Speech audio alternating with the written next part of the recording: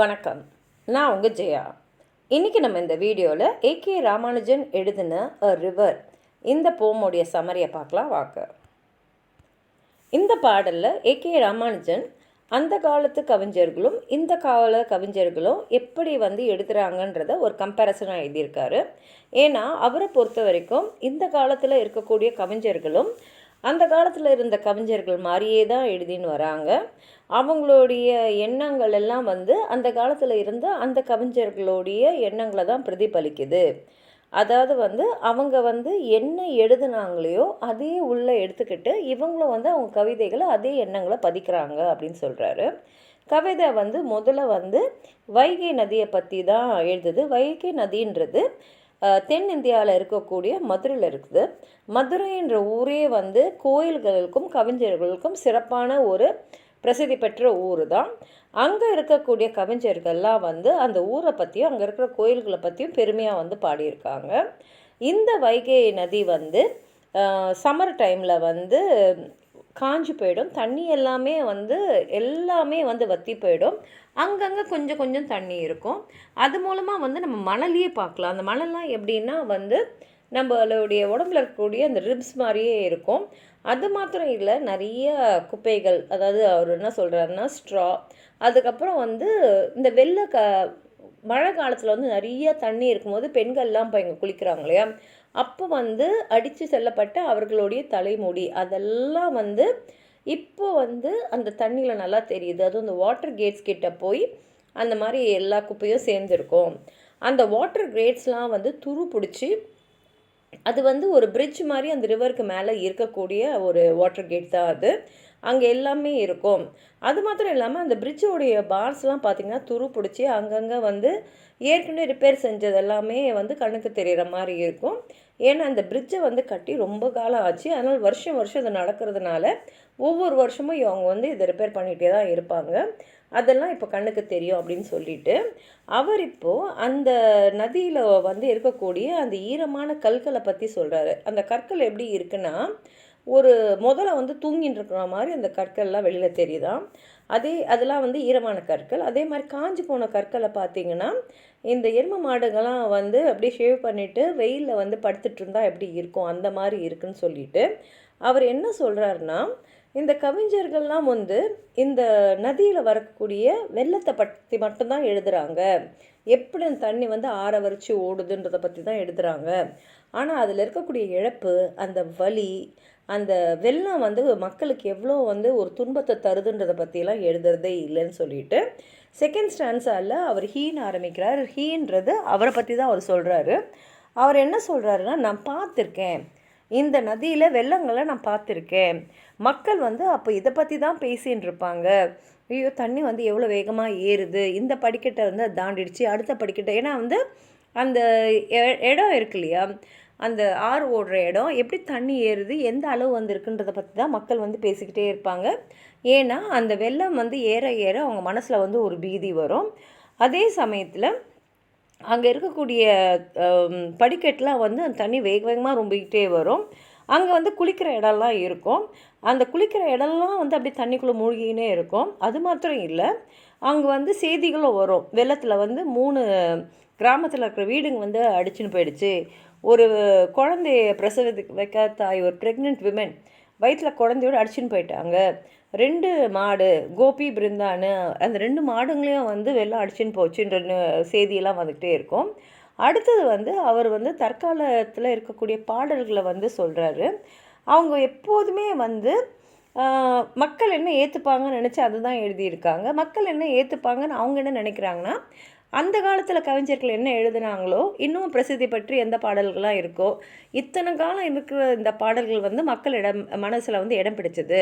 அதனால் அதே கவிதை அதே கருத்தை நம்மளும் வெளிப்படுத்தணுன்னா நம்ம கவிதைகளில் அதுவும் மக்கள் மனசில் போய் ஈடுபடும்னு சொல்லிட்டு அவங்க அதை தான் எழுதின்னு இருக்காங்களே தவிர மக்கள் சாதாரண மக்களுடைய கஷ்டங்களை பற்றி அவங்க எழுதுனதே இல்லை அப்படின்னு சொல்லிட்டு அவர் திரும்பி அந்த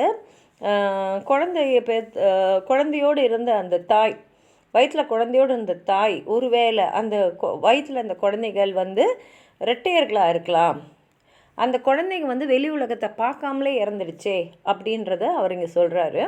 இதே ஆறு தான் வருஷத்தில் ஒரு வாட்டி ரொம்ப அழகாக தெரியும். எப்போன்னா மழை காலத்தில்.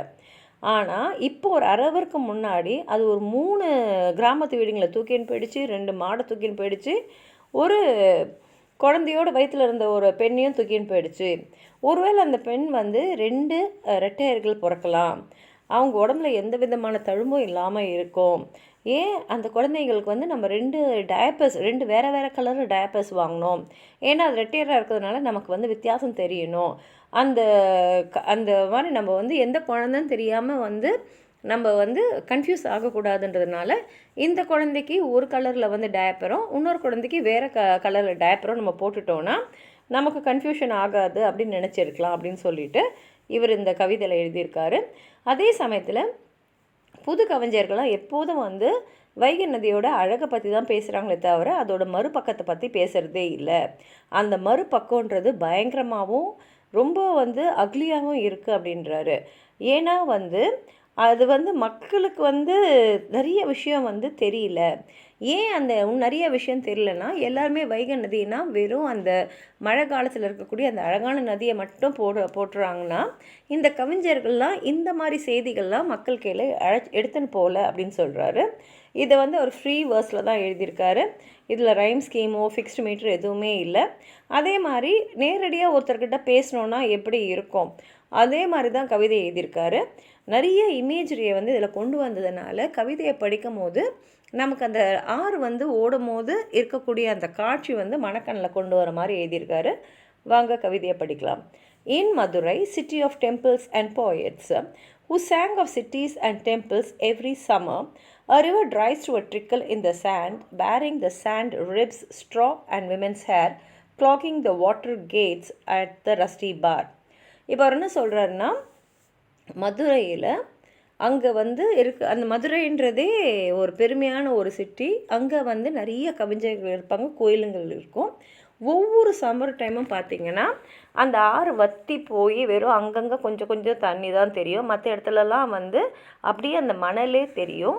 மணலில் வந்து எல்லா குப்பையும் பெண்களோட தலைமுடி உட்பட எல்லாமே இருக்கும். இதெல்லாம் சேர்ந்து தண்ணியில் அடித்து வந்ததுனால அந்த வாட்டர் கேட் கிட்ட அந்த துருப்புடிச்ச பாஸில் இருக்கும். Under the bridges with patches of repair all over them. இதெல்லாம் எங்கே பார்க்கலான்னா அந்த பிரிட்ஜுக்கு கீழே அங்கங்கே பேட்சாக இதுக்கு முன்னாடி பண்ண ரிப்பேர் எல்லாம் வந்து வெளியில் தெரிகிற அளவுக்கு தண்ணி வந்து அந்த இடத்துல வற்றி இருக்கும். The wet stone glistening like sleepy crocodiles, the dry ones shaven water buffaloes, launching in the sun, the poets only sang of the floods. அங்கே ஈரமாக இருக்கக்கூடிய கற்கள்லாம் பார்த்திங்கன்னா ஏதோ ஒரு முதல்ல தூங்கின்னு இருக்கிற மாதிரி நம்ம கண்ணுக்கு தெரியும்.